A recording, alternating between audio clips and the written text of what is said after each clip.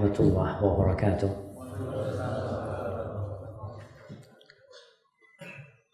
Alhamdulillah alladzi bi ni'matihi tatimmu shalihat.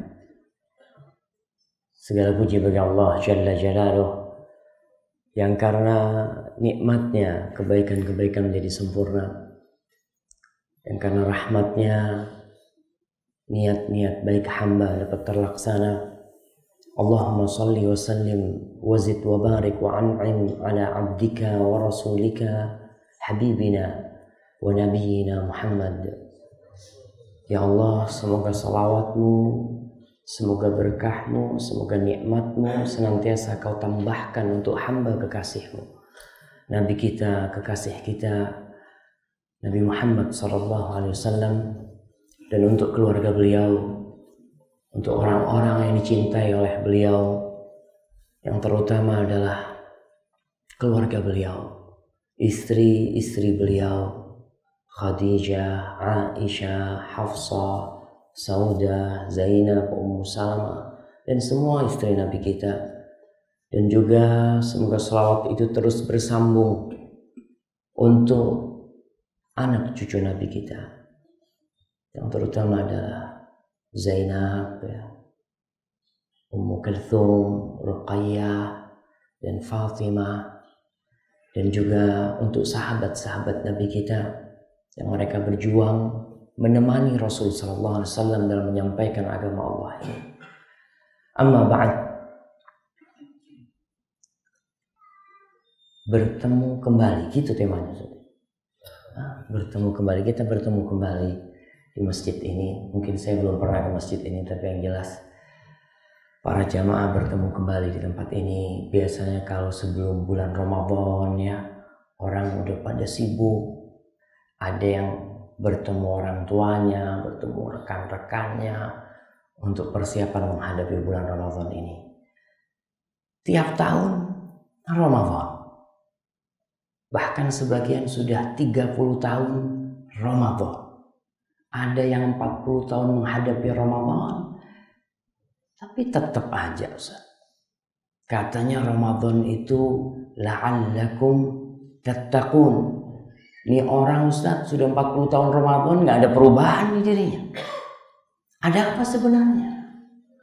Kenapa sebagian di antara kita berlalu Ramadan, bahkan puluhan kali Ramadan, tapi dia biasa-biasa aja? Itu sebenarnya kembali kepada kita sendiri. Kita mau nggak menjadikan Ramadan itu sebagai masa perubahan? Apa kita punya istilah di negeri kita ini reformasi? Bukan orde baru, ada orde lama, orde baru gitu kan. Mungkin sebagian sudah 30 tahun orde baru gitu kan. Nggak dapat apa-apa Ramadan dia. Yang ada selesai Ramadan, selesai ibadahnya. Selesai Ramadan, selesai baca Qur'annya. Semua ketaatan-ketaatan dia selesai. Tapi mudah-mudahan Ramadan tahun ini, kita Ramadan tanggal berapa insya Allah jemaah? Tanggal 1 Ramadan, ya. Kita insya Allah berpuasa tahun ini dan sampai kiamat kita berpuasa 1 Ramadan. Saya gak mau ceramah panjang-panjang. Insya Allah antum semua sudah siap Ramadan. Buktinya apa? Antum hadir di masjid ini pagi hari ini sebagai tanda kesiapan seorang hamba untuk menghadapi bulan Ramadan. Ketika Anda di pesantren, insya Allah semua yang nyantri dapat tuh ilmu. Kita diajarin awal masuk kelas nih, Ustaz itu nulis di papan. Ada 3 kalimat yang dia tulis. 3 kalimat itu sampai sekarang Anda tidak pernah menghafalnya lagi. Karena sudah hafal kayak Al-Fatihah mungkin. Kita dipaksa untuk ngafalin itu. Hari ini Anda ingin menularkan ilmu itu kepada antum. Karena Anda baru paham. Di pesantren kita itu dididik namanya anak-anak untuk menghafal saja, tidak untuk memahami. Yang penting hafal. Dan alhamdulillah hafal lulus. Setelah itu baru kita belajar untuk memahami dan mewujudkannya dalam kehidupan ini. Yang pertama, man jadda wajada. Itu tuh ditulis pertama bismillahirrahmanirrahim, kemudian ditulis man jadda wajada. Yang kedua, man sabara dhafira. Man sabara dhafira. Yang ketiga, man sara 'ala darbi wasala. Man sara 'ala darbi wasala. Saya ingin 3 hal ini yang kita pelajarin dulu. Mungkin sebagian belum pernah nyantri ya. Bagaimana kita mengaplikasikannya dalam Ramadan, bahkan dalam kehidupan kita semuanya. Yang pertama, man jadda wajada. Barang siapa yang bersungguh-sungguh, maka dia akan mendapatkan. Subhanallah. Kita dituntut dalam semua tindakan kita, perilaku kita untuk sungguh-sungguh. Tapi tentu kesungguhan itu tidak akan terjadi kecuali kita punya niat dan tujuan. Seorang santri yang dimasukkan ke pesantren oleh orang tuanya tanpa dia punya niat sendiri, biasanya nggak lama. Karena apa? Karena dia nggak punya target yang harus dia capai. Dia sekedar ya udah, nurutin orang tua aja. Sampai sana sebulan, 2 bulan, 3 bulan mental. Setahun berhenti.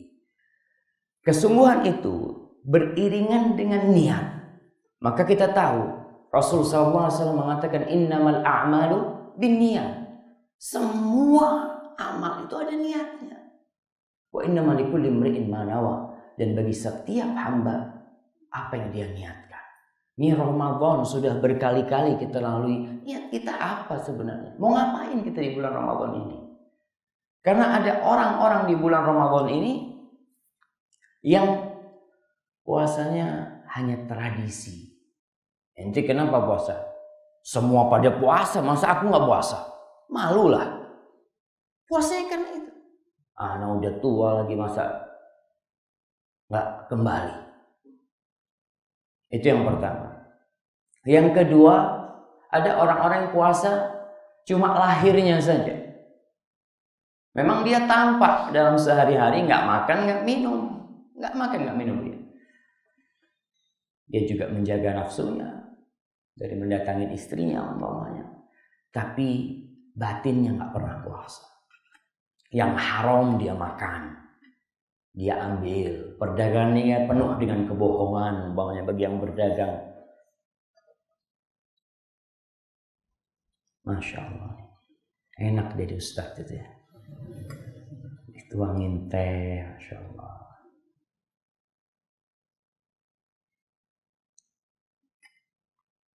Kita lanjutin ya, Mak. Tapi anak minum dulu, apa?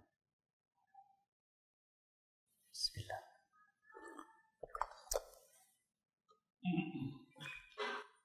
Yang kedua, orang berpuasa lahirnya saja.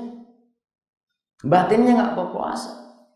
Nggak ada nilai di puasanya. Mau 1000 tahun puasa, nggak ada nilai di puasa dia.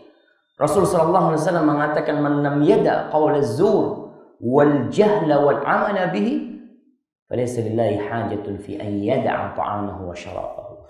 Siapa saja tuh yang ketika puasa tidak meninggalkan qaul az-zur, kata-kata dusta, omongan-omongan palsu, terus menjahilin orang, perbuatan-perbuatan yang gak ada artinya. Allah gak butuh sama lapar dan haus dia. Allah gak butuh. Allah tidak memerlukan dia berpuasa. Lah wong yang namanya makan minum ini halal di bulan Ramadan ditinggalkan. Namun yang namanya berbohong, berdusta, menipu sebelum Ramadan sudah haram. Kok pas masuk bulan Ramadan yang haram dia lakukan, yang halal dia tinggalkan? Kan gimana ente? Makan minum ini halal, ente tinggalkan. kemudian bohong itu haram, ente lakukan. Nggak pas. Nggak pas banget. Maka hati-hati. Itu orang yang kedua, orang yang berpuasa cuma lahirnya saja. Yang ketiga, itulah yang diharapkan menjadi orang-orang bertakwa. Mereka yang berpuasa, lahir dan batinnya. Dia tahu tuh. Sebelum Ramadan dia sudah tunggu-tunggu Ramadan. Dia persiapkan diri Ramadan. Kita lihat sekarang orang-orang Ramadan. Mana yang rame? Pasar, Ustaz. Orang pada belanja. Kenapa? Mau Ramadan. Subhanallah. Emangnya persiapan Ramadan itu ke pasar? Ke masjid lah persiapan Ramadan itu. Datangi kajian. Kembali ke tadi. Man jadda wajada. Barang siapa bersungguh-sungguh. Puasanya bersungguh-sungguh, niatnya benar, insya Allah apa yang ingin dia wujudkan tercapai. Dia ingin menjadi orang-orang bertakwa dan itu tujuan puasa. Allah Jalla Jalaluhu mengatakan, Ya ayyuhalladzina amanu kutiba alaikumus shiyam kama kutiba alal ladzina min qablikum la'allakum tattaqun. Wahai orang-orang yang beriman, diwajibkan bagi kalian berpuasa sebagaimana kewajiban itu telah difardukan buat orang-orang sebelum kalian. Untuk apa? Agar kalian menjadi orang-orang yang bertakwa. Maka yang sudah tua, yang sudah berumur, yang sudah berkali-kali puasa, coba lihat. Aku berapa kali puasa nih? Kok belum bertakwa ya? Kok belum dekat sama Allah Jalla Jalaluhu? Man jadda wajada. Barang siapa yang bersungguh-sungguh dia akan mendapatkan. Dan Allah berfirman, "Walladzina jahadu fina lanahdiyannahum subulana wa innallaha lama'al muhsinin."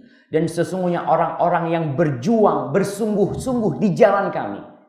Berjuang bersungguh-sungguh di jalan kami. Apa kata Allah? Pasti kita akan tunjukkan kepada mereka jalan-jalan kesuksesan. Jalan-jalan hidayah itu, jalan-jalan petunjuk itu. Sebagian orang ada yang ngomong, nanti kok belum ke masjid nih? Ya belum dapat hidayah. Nanti kok masih melakukan yang maksiat-maksiat itu? Belum dapat hidayah. Ya memang belum dapat hidayah. Sampai mati belum dapat hidayah masuk neraka. Ada usaha dari kita. Ada usaha dari hamba bagaimana menjemput hidayah itu. Memang hidayah itu kadang-kala menyapa kita. Datang orang menyampaikan sesuatu kepada kita. Tinggal bagaimana kesiapan diri kita. Kalau kita bersungguh-sungguh untuk meraih hidayah Allah, untuk meraih ketakwaan, lanahdiyannahum subulana wa innallaha lama'al muhsinin. Dan sesungguhnya Allah bersama orang-orang yang berbuat kebajikan. Di pesantren pun yang belajar benar-benar, insya Allah sukses. Yang sungguh-sungguh belajar, insya Allah berhasil. Tapi yang tidak, sudah banyak buktinya. Sudah banyak buktinya orang-orang yang tadi kita katakan 3 tahun berhenti mondok. Dan saya lihat teman-teman di pesantren, waktu itu kita mondok, awal masuk jumlahnya 36. Iya 36. Lulus tinggal 9. Bisa dibayangkan.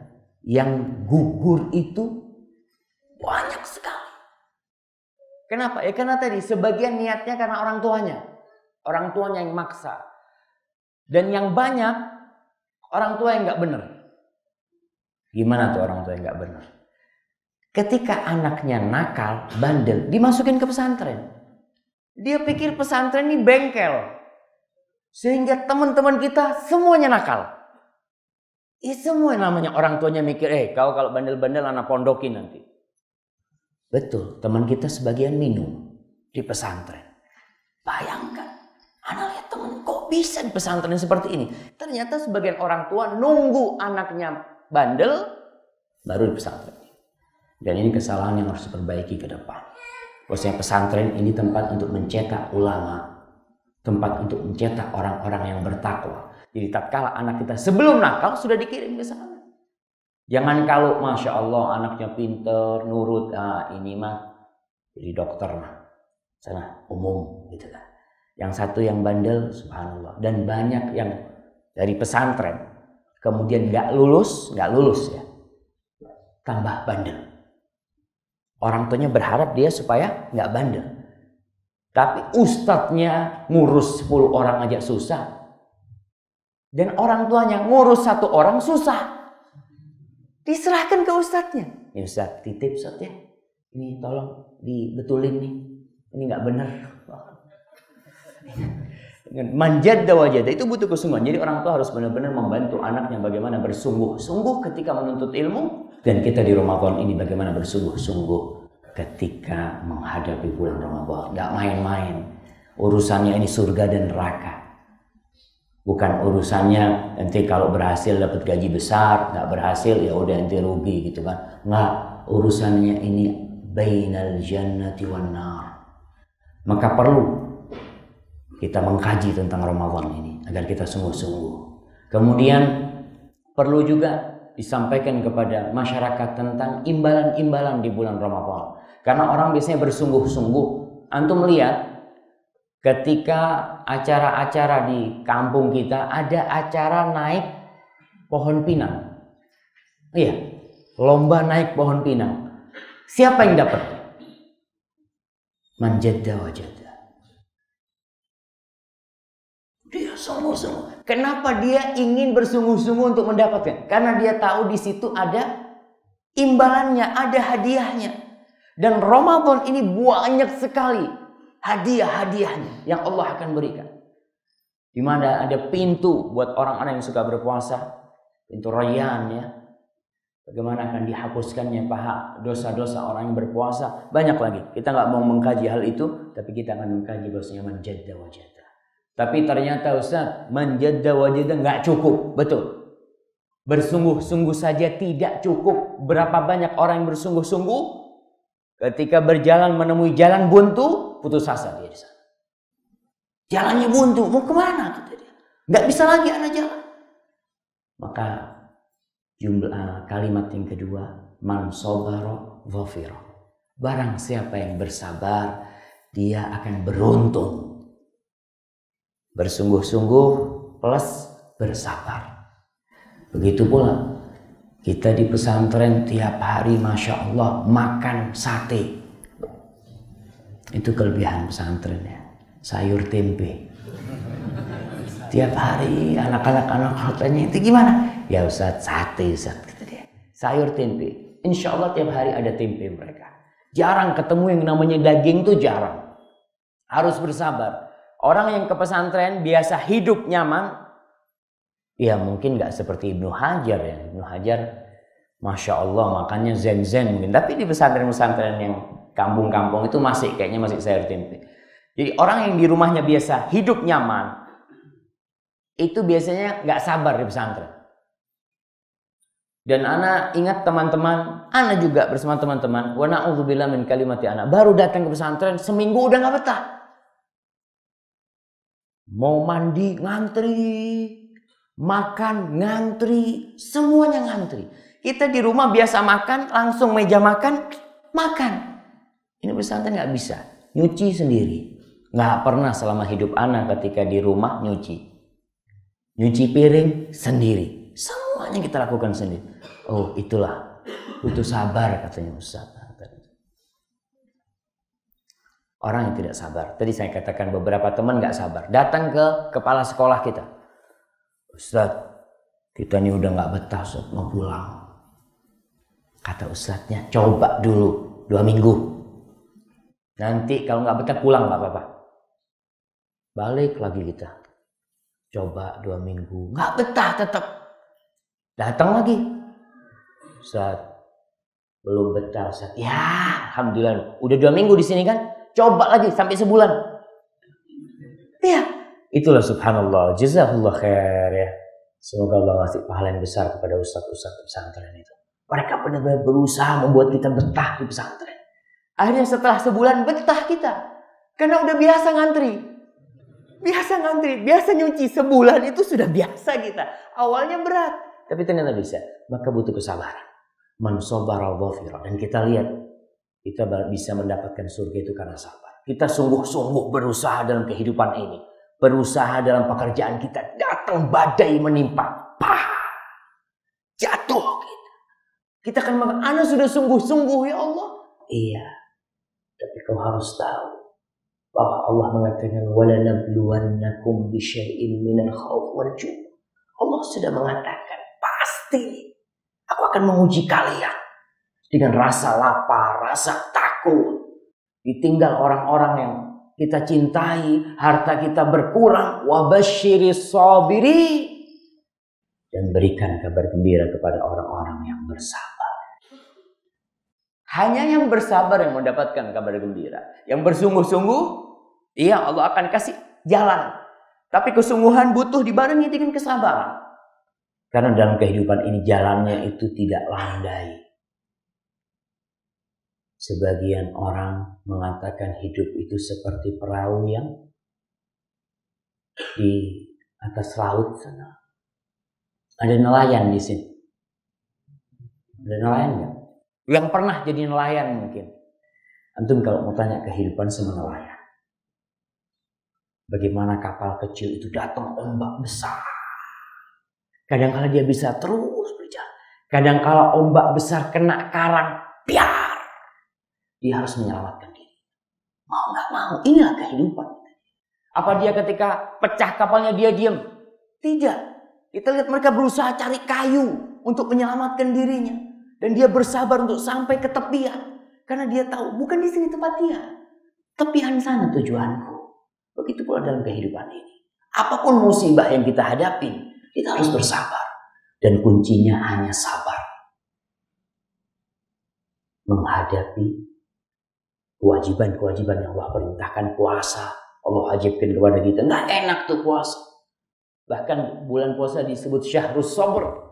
Bulan kesabaran. Karena orang itu menahan makan, menahan haus, menahan emosinya, menahan nafsunya. Subhanallah, kita lihat bagaimana Allah mempersiapkan Ramadan untuk menempa jiwa setiap muslim. Selama setahun, 330 hari dia lepas tuh nafsu dan syahwatnya, makan semaunya. Mendatangin istrinya kapan dia mau. Ramadan diatur. Gak boleh tuh datengin istrinya yang halal. Biasanya istri itu di rumah, dia biasa pakainya biasa dia. Tapi tatkala itu haram buat dia. Istri anak haram. Nggak boleh kau datang ke istrimu di siang hari Ramadan. Dan kita benar-benar dilatih untuk bersabar. Kita dilatih agar tidak makan yang haram. Dengan kita tidak makan yang halal di bulan Ramadan. Yang halal kita tidak makan di bulan Ramadan. Kok kita mau cari nafkah yang haram? Kita dilatih untuk meninggalkan perzinaan. Dengan apa? Dengan Ramadan. Kita dilatih bersabar melihat istri kita yang biasanya auratnya tersingkap di rumah, tidur bersama kita. Tapi kita tahu haram nih istri. Maka kita benar-benar dilatih di bulan Ramadan untuk sabar. Setelah Ramadan tentunya. Saya akan bacakan beberapa ayat dalam Al-Quran yang menceritakan bahwa surga Allah itu buat orang-orang yang bersabar. Allah berfirman di dalam surat Al-Mu'minun ayat 349. Inni jazaituhumul yawma bima sabaru annahum humul faizun. Sesungguhnya kata Allah, aku memberikan imbalan pada mereka hari ini. Yakni nanti ketika hari pada mahsyar orang dimasukkan ke surga. Bima sabaru. Dikarenakan kesabaran mereka. Dikarenakan kesabaran mereka. Annahum humul faizun. Mereka orang-orang yang sukses. Orang-orang yang sabar. Apa semua dengan sabar bisa? Insya Allah semuanya bisa. Tentunya tadi sungguh-sungguh. Yang pertama. Dan bersabar. Ada seorang. Saya pernah baca. Seorang bisnismen lah. Yang berhasil ya. Yang hidupnya penuh dengan tantangan dan rintangan. Dia ditanya sama seorang pemuda. Pak, Bapak nih bisa berhasil gini nih. Apa resepnya? Biasanya kan gitu kan. Kata orang itu sabar. Masa sabar aja? Gak semua bisa pakai sabar. Bisa. Contoh kata dia, air, kalau memindah air pakai keranjang. Pakai keranjang yang bolong-bolong. Bisa nggak? Kalau sabar bisa. Gimana bisa? Tunggu sampai datang musim salju. Ketika dia mengeras, kau angkat. Subhanallah. Dalam kehidupan seperti itu. Kita kadang harus menanti. Sebagian orang nggak sabar menanti. Nggak sabar nungguin itu, nggak sabar. Padahal proses menanti ini indah sekali. Kita lihat orang-orang di bulan Ramadan. Proses menanti dia dari sejak fajar. Ketika zuhur, panas teriknya begitu menyengat. Dia sabar. Menanti apa? Keberhasilan itu datang tuh nanti itu. Kapan? Ketika azan dikumandangkan, Allahu Akbar.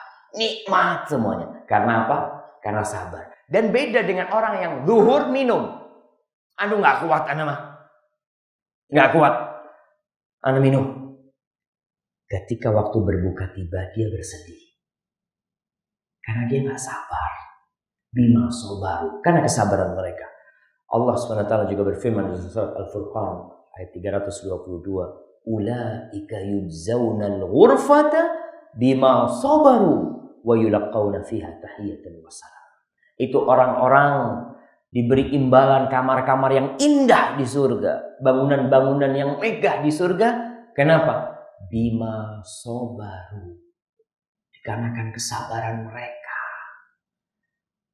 Wa yulaqawna fiha tahiyatan wa salama. Mereka akan mendapatkan sambutan dan ucapan selamat nanti di surga. Kemudian Allah berfirman di surat Al-Qasas ayat 392.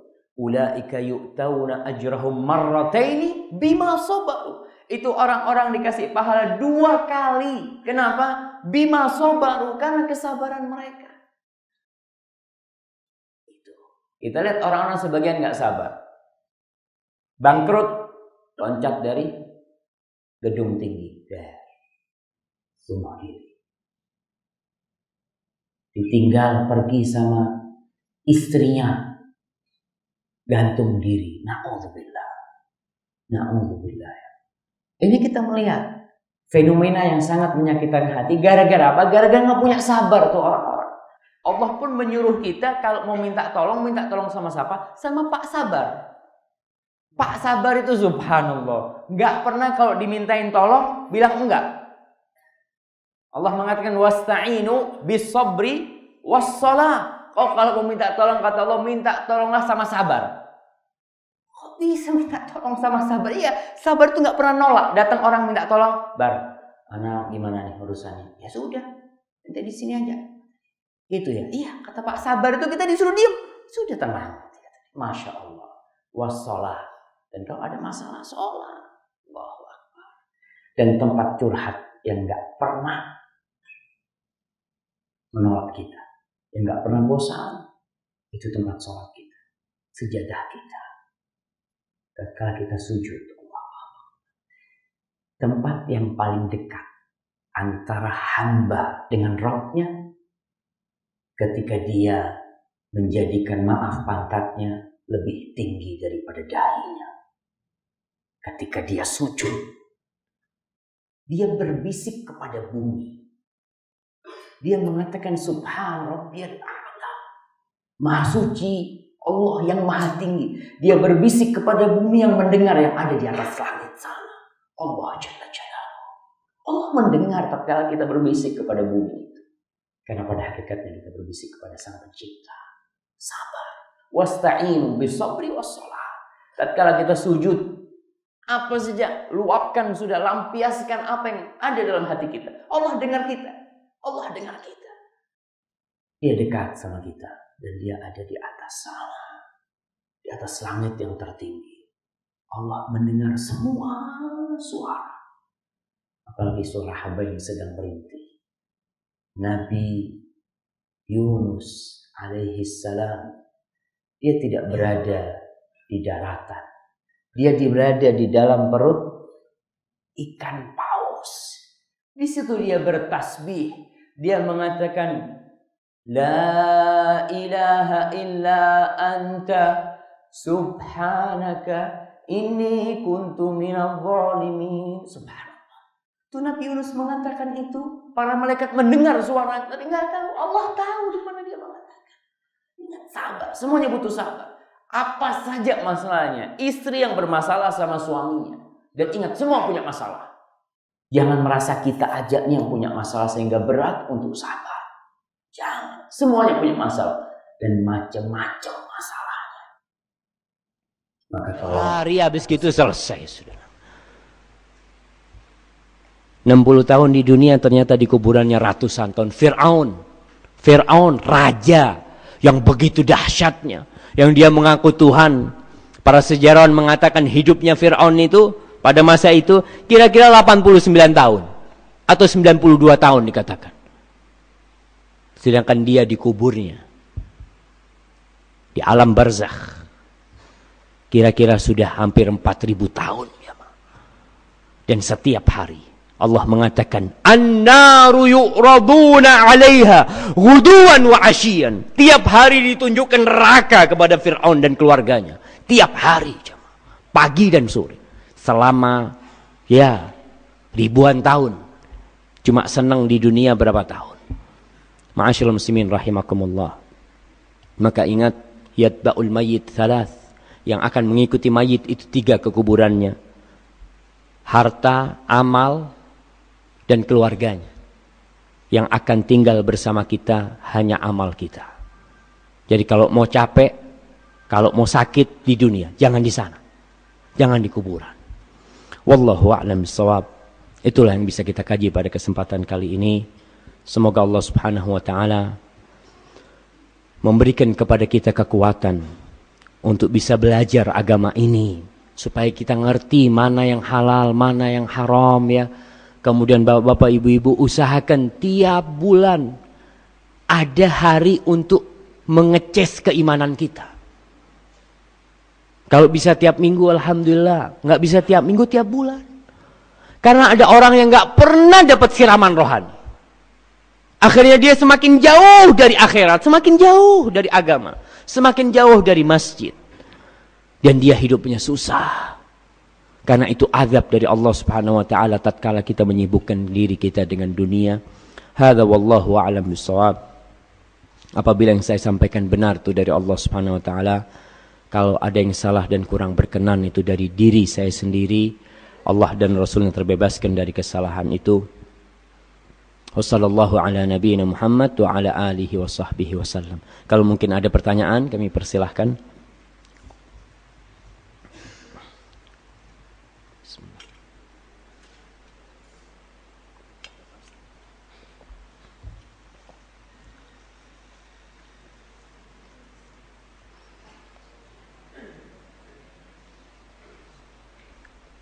Masya Allah.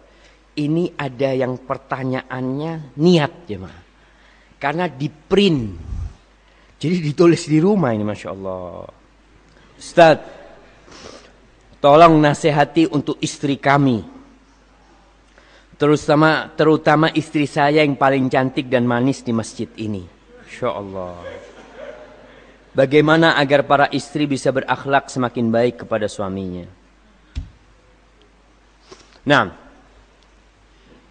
ibu-ibu nih. Banyak di antara kita menikah itu tidak tahu aturan pernikahan. Akhirnya yang ada, dia tidak melaksanakan tugas dengan benar. Seperti seorang karyawan yang masuk ke perusahaan, tapi dia nggak tahu dengan tugas dia. Dia tidak akan bisa melakukan tugasnya. Bahkan mungkin 2 hari dipecat sama bosnya. Sudah, pulang kau. Karena tidak tahu dengan kewajiban dan tugas dia. Begitu pula banyak kita ini menikah asal senang. Pokok senang kawin, sudah seperti itu. Na'udzubillah min dzalik. Sehingga yang terjadi rumah tangga penuh dengan permasalahan. Kalau dikatakan tadi istri umpamanya, apa sih tugas istri? Istri bukan kepala rumah tangga. Jangan terpengaruh dengan televisi. Televisi itu kan ada propaganda gender, persamaan antara lelaki dengan perempuan. Apa sama lelaki dengan perempuan, ibu-ibu? Nggak sama. Nggak sama. Ibu-ibu itu diciptakan lebih perasa. Makanya kalau bapak-bapak suruh ngurusin anaknya, insya Allah tuh anak bakal digampar terus sama anak. Kita lihat guru TK, ada yang bapak-bapak. Guru TK, guru PAUD gitu ya, mesti ibu-ibu. Karena ibu-ibu, Masya Allah ya. Tugasnya ibu-ibu berbeda dengan tugasnya bapak-bapak. Tugasnya suami mencari nafkah. Karena kalau tidak seperti ini, rusak kehidupannya. Kalau suami istri umpamanya memaksa untuk bekerja, semuanya bekerja. Di dunia ini semua suami istri bekerja. Siapa yang ngurus anak-anak? Pembantu. Pembantu emang bukan istrinya orang. Istrinya orang juga dia. Dia juga punya anak. Yang ngurus anaknya pembantu siapa? Bapaknya. Enggak. Bapaknya juga bekerja. Terus siapa yang ngurus? Enggak ada yang ngurus. Mungkin kakeknya. Mungkin neneknya yang sudah tua renta. Akhirnya muncul generasi-generasi yang kita lihat sekarang. Begal-begal itu umpamanya. Lahir dari mana sih begal itu? Dari planet Mars? Enggak. Lahirnya dari Indonesia sini. Dari rumah-rumah kita lahirnya. Dari bapak ibu yang dari Indonesia. Yang rata-rata mereka memang sibuk dengan dunianya, anaknya tidak diurusin. Itu yang terjadi. Oh enggak, harus persamaan laki dengan perempuan. Enggak mungkin sama. Umpamanya hamil. Apa bisa gantian? Persamaan. Tahun ini anak yang hamil, tahun depan ente yang hamil. Enggak mungkin jamaah. Secara fisik enggak mungkin sama. Dan secara psikis enggak sama. Karena memang diciptakan keduanya ini untuk bisa melaksanakan tugasnya masing-masing. Tugas mencari nafkah 100% adalah tugas suami. 100%. Istri boleh mencari nafkah dengan izin suami. Kalau tidak, aku yang wajib memberikan nafkah kepadamu. Rasul sallallahu alaihi wasallam pernah ditanya, "Man khairun nisa?" Siapakah wanita yang paling indah, yang paling baik? Kata Rasul SAW, "Allati idza nadharta ilaiha sarratka." Yang kalau kau memandang kepada dia sejuk hatimu, Masya Allah. Karena apa? Karena cantik? Belum tentu. Karena ada orang cantik yang membuat hati suaminya sakit. Tapi orang ini karena akhlaknya, karena perbuatan dia, karena dia pandai mempercantik dirinya. Ada wanita-wanita yang kulitnya putih gelap. Putih tapi gelap.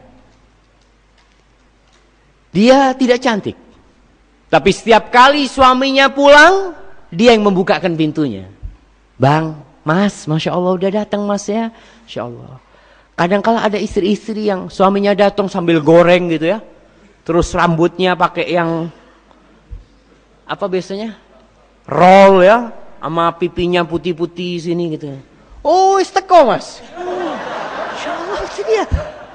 Kata, suaminya datang ya Allah kata dia. Kepingin keluar lagi tuh suaminya. Ngelihat istrinya kayak gitu.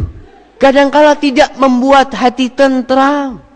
Suami udah capek, lelah sampai rumah, yang dia harapkan itu buka pintu, aroma indah yang dia cium dari istrinya. Masya Allah, tambah cantik kau hari ini, Masya Allah. Subhanallah. Sarratka, kalau kau pandang dia tentrem hatimu.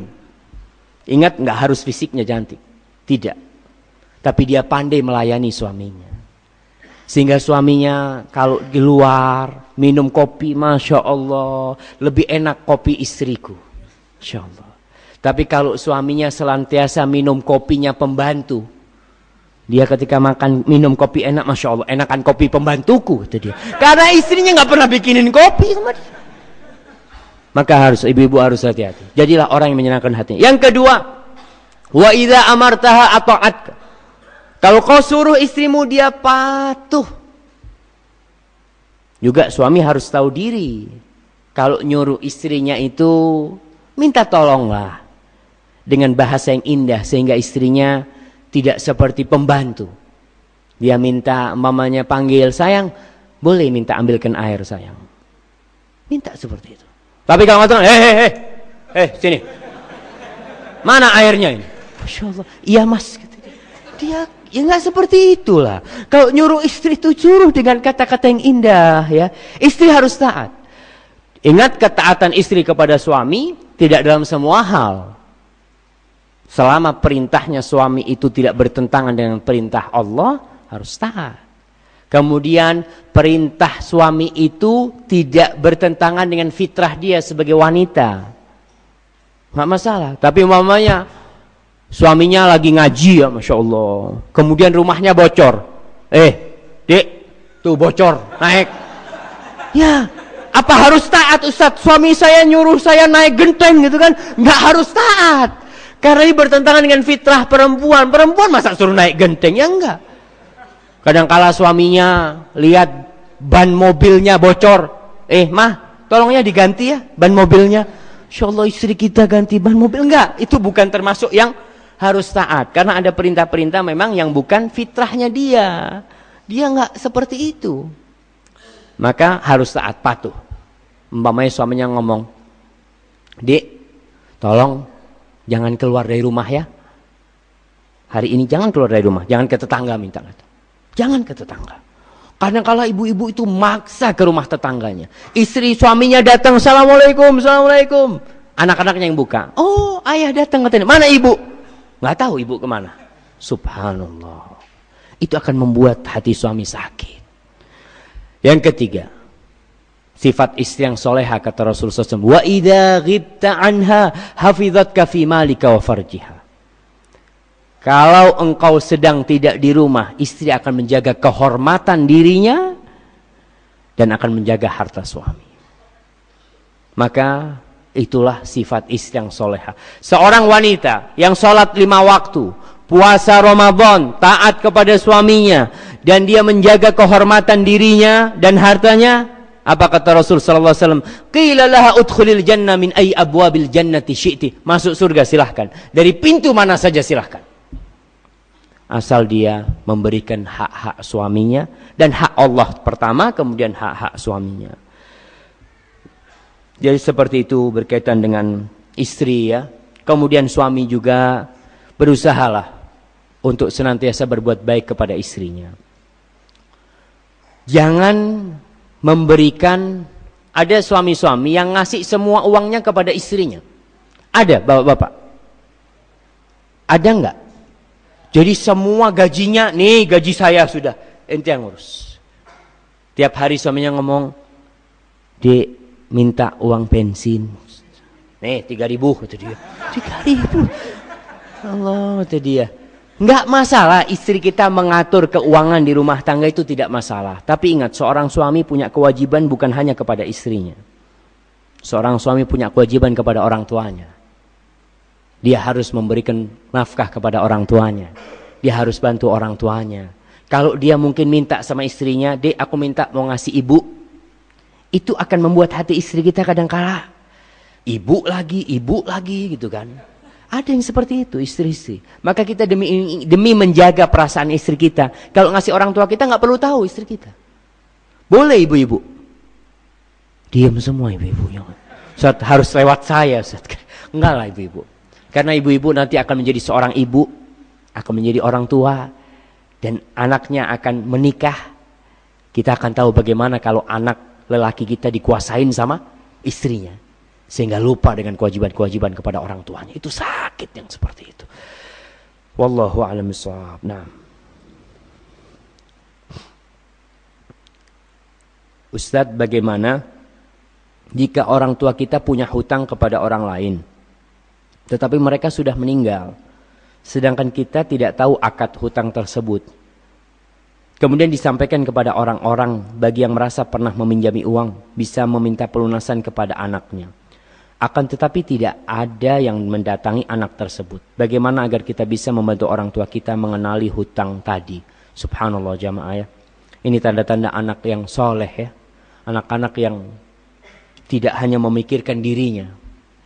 Karena sebagian orang kalau bagi warisan itu langsung bagi.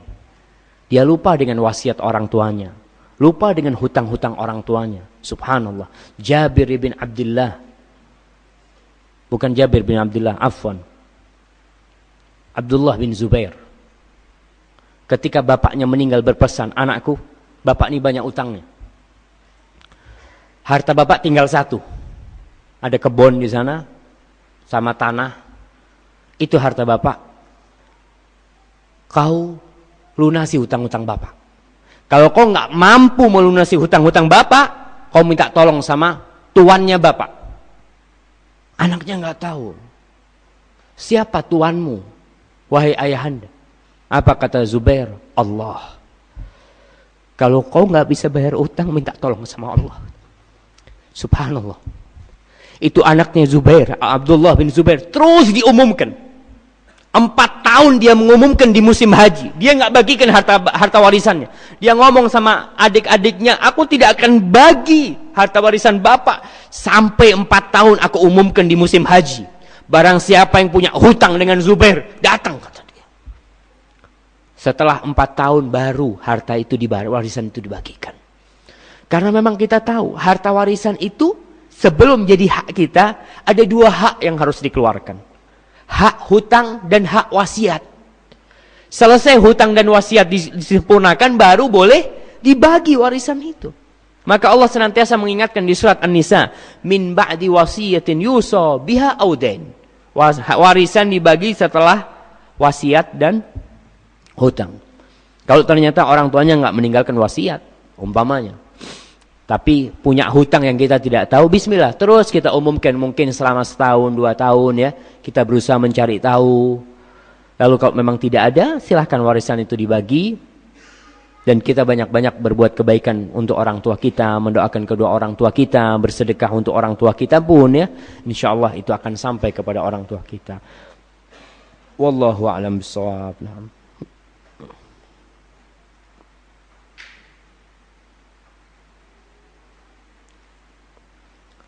Nah,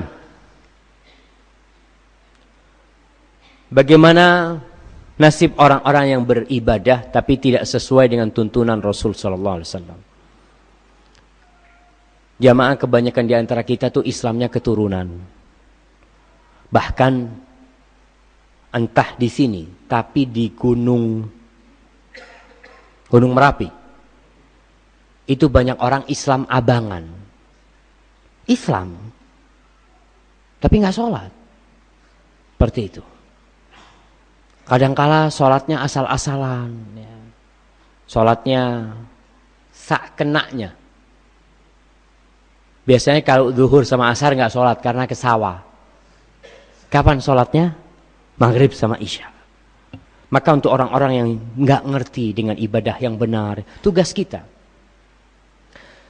Saya membaca buku judulnya Kristen Jawa. Di situ diceritakan bahwasanya masuknya Islam ke Indonesia ini 2 kali, 2 periode. Periode pertama, periode pengislaman Jawa. Pokok Islam. Yang dulu ada acara namanya sekaten mungkin. Sekaten itu dari acara syahadaten. Jadi orang itu pokoknya syahadat. Dia pokoknya syahadat sudah Islam, tapi belum sholat, belum apa, macam-macam. Pokoknya dia sudah syahadat. Fase itu yang pertama dilakukan oleh Wali Songo, pengislaman Jawa. Setelah itu ada fase kedua, penyempurnaan Islam mereka. Bagaimana Islamnya itu Islam beneran, bukan hanya namanya Muslim. Bukan cuma KTP yang Muslim. Fase kedua itu sampai hari ini belum selesai. Karena apa? Di buku itu diceritakan karena masuknya Belanda. Jadi usaha Wali Songo itu dengan masuknya Belanda, itu akhirnya disibukkan dengan perang. Melawan Belanda. Kemudian Belanda membawa misi Kristen. Karena kita tahu agama orang-orang Belanda adalah agama Kristen. Indonesia nggak ada yang kenal Kristen.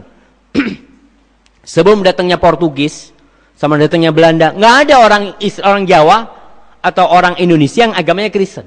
Ketika itulah fase penyempurnaan Islam itu nggak selesai. Karena perang terus, maka sekaranglah masanya kita terus mengajarkan Islam yang benar ya, sunnah-sunnah Rasul Sallallahu Alaihi Wasallam ya, bagaimana sholat yang benar. Karena masih ada orang yang sholat, masya Allah. Ada orang sholat, saya dapat foto, videonya. Sholat itu kayak dikejar maling. Sholat 4 rakaat 40 detik. Antum bisa bayangkan. 40 detik. Saya ngelihat, ya Allah, yang dibaca itu apa gitu. Ada yang seperti itu. Dan ini tugas para imam masjid ya. Imam masjid itu tugasnya besar. Karena apa? Karena banyak orang yang asal sholat yang dia harus ngasih tahu. Makanya imam itu nggak seperti orang jadi makmum. Jadi makmum tinggal Allahu Akbar. Tapi kalau jadi imam, dia harus melihat makmumnya. Softnya dirapikan. Nabi itu subhanallah. Sebelum jadi imam, namanya imam ini pemimpin jamaah. Kalau ternyata jamaahnya makmumnya belum siap, ya disiapkan dulu. Jangan langsung masuk Allahu Akbar, makmumnya belum ada. Kata dia, ini makmumnya di sawu sufufakum, safnya rapatkan dulu, seperti itu. Itu termasuk sunnah-sunnah. Makanya imam itu kenapa harus punya ilmu? Karena dia harus tahu jadi imam bagaimana. Nabi itu jadi imam. Gimana Nabi kalau jadi imam? Oh, Nabi meluruskan safnya. Kadang-kala Nabi itu selesai sholat ngasih tahu jamaah makmumnya. Beliau mengatakan, amal ladzi yakhsha yarfa amal ladzi ama yakhsha alladhi yarfa'u ra'sahu qabla al-imam ay yamsakhallahu ra'sahu ra'sa himar. Atau kama qala Rasul SAW. Apa enggak takut orang itu yang mengangkat kepalanya sebelum imam? Allah rubah kepalanya kepala keledai. Jadi ada orang jamaah kita ini yang sholat masya Allah. Imamnya belum berdiri, dia sudah berdiri. Imamnya belum assalamualaikum, dia sudah assalamualaikum. Insya Allah. Maka tugas siapa yang membetulkan mereka? Imam. Karena kebanyakan orang itu sholat ya asal sholat ya. Alhamdulillah saya sholat Ustaz. Nah sekarang harus dikasih tahu. Makanya kenapa pengajian-pengajian itu penting. Kita hadir ke majelis ilmu itu untuk menambah ilmu. Saya sudah sholat selama 40 tahun. Kira-kira benar nggak sholat saya? Maka kita dari mana kita tahu benar atau tidak? Ya belajar. Belajar ilmu. Paling nggak ilmu yang berkaitan dengan diri kita. Kalau orang tua kita yang nggak ngerti, ya kita pelan-pelan ya. Ngajarin orang tua kita. Kadang-kala ada orang tua yang sholatnya asal-asalan. Atau bahkan di Jawa ini banyak Islam kejawen. Islam tapi masih memberikan sesajen. Ada nggak? Nggak tahu di Semarang ini. Tapi di Jember itu masih ada. Jember kan pantai selatan ya di sana ya. Itu kalau orang acara tertentu mereka sembelih kerbau, dihadiahkan, dilemparkan ke laut. Bayangkan, yang nganter itu pakai topi haji, perempuannya pakai kerudung. Padahal ini sesajen bukan buat Allah. Bukan. Sedangkan ketika dia sholat, inna sholati wa nusuki wa mahyaya wa mamati lillahi rabbil alamin. Di sholatnya dia mengatakan sesungguhnya sholatku dan sesembelihanku, hidup dan matiku untuk siapa? Lillahi rabbil alamin. Untuk Allah rabbul alamin. Tapi kenapa kita memberikan sesajen kepada selain Allah? Itu masih ada di Indonesia. Dan ini PR buat kita. Karena orang-orang masih mengatakan, oh Ustaz, yang penting kan bacaannya. Bukan bacaannya yang penting. Yang penting bagaimana kita beribadah ini untuk Allah semata. Sekali lagi tadi yang usaha Wali Songo itu harus kita sempurnakan. Kita harus sekarang berusaha bersama-sama. Kalau memang dengan datangnya Belanda belum bisa pengajian-pengajian dulu sampai dikatakan nerjemahkan Al-Quran nggak boleh. Saya mau tanya, ada nggak terjemahan Al-Quran bahasa Jawa? Ada. Sudah dicetak. Sudah dicetak. Masya Allah. Tahun berapa dicetak? Nah, bisa tahu sudah ada Injil terjemahan bahasa Madura. Dulu pada zamannya Belanda. Jadi pada masa itu Belanda itu melarang bagaimana orang Islam itu tetap nggak ngerti dengan keislaman. Itu terjadi. Maka alhamdulillah kalau sudah ada terjemahan bahasa Jawa, bahasa Sunda ya, bahasa lain, karena memang kitab mereka itu sudah diterjemahkan. Maka kita harus belajar, harus ngerti. Ya tadi dengan usaha bersama-sama. Para imam masjid, para takmir masjid, bismillah bagaimana masjidnya makmur. Saya ingat dengan seorang kiai dari Kediri. Ketemu haji dia ngomong. Subhanallah. Dia ingin mengamalkan di Mekah Madinah itu kadangkala kalau habis subuh atau habis asar membaca kitab Riyadhus Shalihin karya Imam Nawawi.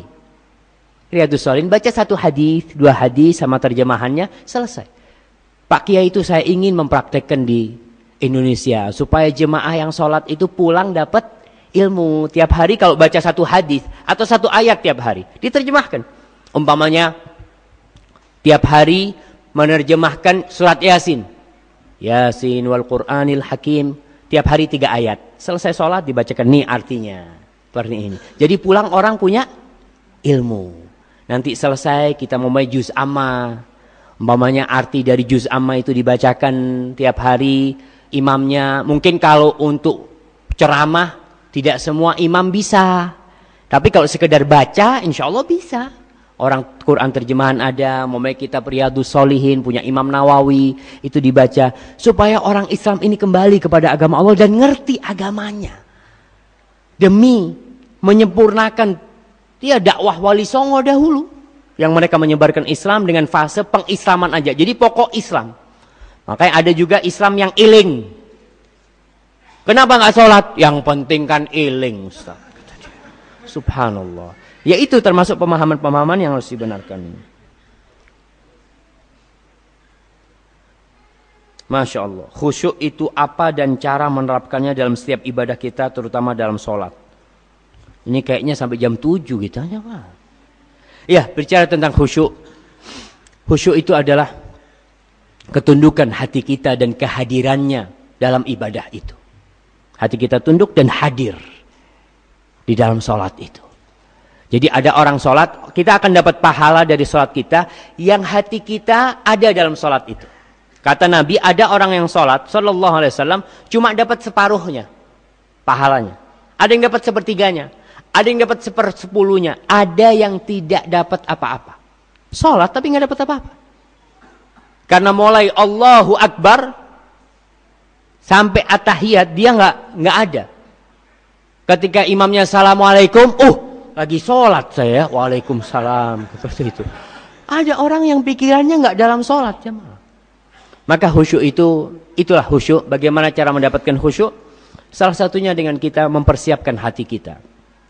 Adanya sholat qobliyah itu membantu kita untuk khusyuk. Kemudian bapak-bapak berangkat ke masjid itu membantu khusyuk. Karena apa? Dengan dia berangkat ke masjid, dia sudah mempersiapkan hatinya untuk sholat. Beda dengan kalau di rumah, baru Allahu Akbar, ting nong, sopo. Jadi kita sudah kondisinya, tapi kalau di masjid, Masya Allah. Makanya di masjid kenapa selalu dikasih HP harap dimatikan? Karena mengganggu. Orang ke masjid itu kepingin khusyuk dia di sini, kepingin tenang. Kalau ada suara-suara seperti itu, dengan adanya qobliyah, kemudian memahami maknanya ya. Kita yang sholat mamanya selama 30 tahun nggak tahu sama artinya Al-Fatihah. Maka dibaca, apa sih artinya? Iyyaka na'budu wa iyyaka nasta'in. Sampai ketika tahu kita artinya Allah, iyyaka na'bud, kepadamu kami mengabdi, kepadamu kami beribadah, kepadamu kami menyembah dan hanya kepadamu kami minta pertolongan. Ketika kita punya permasalahan dan kita sampai ke ayat itu akan semakin khusyuk. Karena kita tahu ya Allah yang bisa menyelesaikan masalahku cuma Engkau ya Allah. Cuma Engkau. Maka itu akan membantu kita lebih khusyuk, bacaan, ruku, sujudnya ya. Kemudian bagaimana kita mencontoh salatnya Rasul sallallahu alaihi wasallam. Barakallahu fikum. Ya Allah. Nah. Ini pertanyaannya butuh satu pengajian semua jemaah. Ini ada yang satu pertanyaan 3, yang satu Ustaz mohon penjelasan secara ringkas bagaimana nador, khidbah, kemudian sampai walimah. Masya Allah. Kayaknya ini nanti kita usahakan bisa terus berjumpa dalam kajian-kajian seperti ini. Semoga masjid-masjid ini dan masjid-masjid yang ada di daerah apa namanya ini? Gunung Pati ya. Mudah-mudahan masjid-masjid itu bisa makmur dengan orang-orang yang sholat ya, dengan orang-orang yang mengaji. Dengan seperti itu umat Islam bisa jaya dan tidak diinjak-injak oleh orang-orang non-muslim seperti itu. Hadza wallahu a'lam bishawab. Mohon maaf atas sebagian pertanyaan yang mungkin tidak bisa dijawab. Sekali lagi saya mohon maaf kalau ada kata-kata yang kurang berkenan. Semoga kita dikumpulkan bersama kembali, kalau tidak di dunia, di surga Allah Subhanahu wa taala. Subhana rabbika rabbil izzati amma yasifun, wassalamun alal mursalin, walhamdulillahi rabbil alamin. Wassalamu alaikum warahmatullahi wabarakatuh.